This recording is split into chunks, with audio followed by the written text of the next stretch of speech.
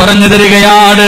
ഏതെങ്കിലും ഒരു ഭർത്താവ് തന്റെ പ്രിയപ്പെട്ട ഭാര്യയുടെ കയ്യിലൊന്ന് പിടിച്ച, എന്റെ പ്രിയപ്പെട്ട ചെറുപ്പക്കാരാ, പൊന്നുമോനെ, നീ ചെയ്ത പാവങ്ങൾ നിന്റെ വിരലുകൾക്കിടയിലൂടെ വഴുതി വീണു പോകുമെന്ന് പ്രവാചകം പഠിപ്പിക്കുമ്പോ, എന്റെ പ്രിയപ്പെട്ട സഹോദരങ്ങളോട് മഹാനായ റസൂലുള്ളാഹി സ്വല്ലല്ലാഹു അലൈഹി വസല്ലമ തങ്ങൾ മസ്ജിദുൻ നബവിയിലിരുന്ന് പ്രസംഗം നടത്തുകയാണ്. അല്ലാഹുവിന്റെ റസൂൽ പറഞ്ഞു, സഹാബാ,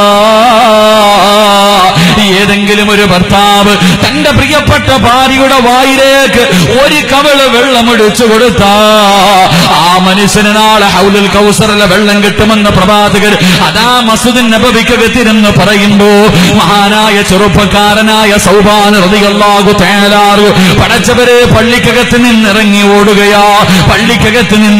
ഓടുകയാ. എല്ലാവരും അത്ഭുതത്തോടെ നോക്കുകയാണ്, എവിടേക്കാ ഓടുന്നത്? പടച്ചവരെ തന്റെ വീട്ടിലേക്ക് ഓടിച്ചെന്ന് ഭക്ഷണം വെച്ചുകൊണ്ടിരിക്കുന്ന പ്രിയപ്പെട്ട ഭാര്യയുടെ കയ്യിൽ പിടിച്ചുകൊണ്ട് വെതാ കിണറ്റിന്റെ ചുവട്ടിലേക്ക് കൊണ്ടുവന്നിട്ട് വെള്ളം കോരിയിട്ട് തന്റെ പ്രിയപ്പെട്ട ഭാര്യയുടെ വായിലേക്ക് വെള്ളമൊഴിച്ചു കൊടുക്കുമ്പോ ആ പെണ്ണ് ചോദിച്ചു, സൗഹാരെ, എന്തേ നിങ്ങൾക്ക് ഭ്രാന്ത് പിടിച്ചോ? എന്നെ നിങ്ങൾ കൊല്ലാൻ പോവുകയാണോ? ആ സമയത്ത് തന്റെ പ്രിയപ്പെട്ട ഭാര്യയുടെ കയ്യിൽ പിടിച്ചിട്ട് മഹാനായ സൗബാൻ റളിയല്ലാഹു തആല അവിടെന്ന് പറഞ്ഞു, പെണ്ണേ, ഏതെങ്കിലും ഒരു ഭർത്താവ് തന്റെ പ്രിയപ്പെട്ട ഭാര്യയുടെ വായിലേക്ക് ഒരു കവിള് വെള്ളമൊഴിച്ചു കൊടുത്താൽ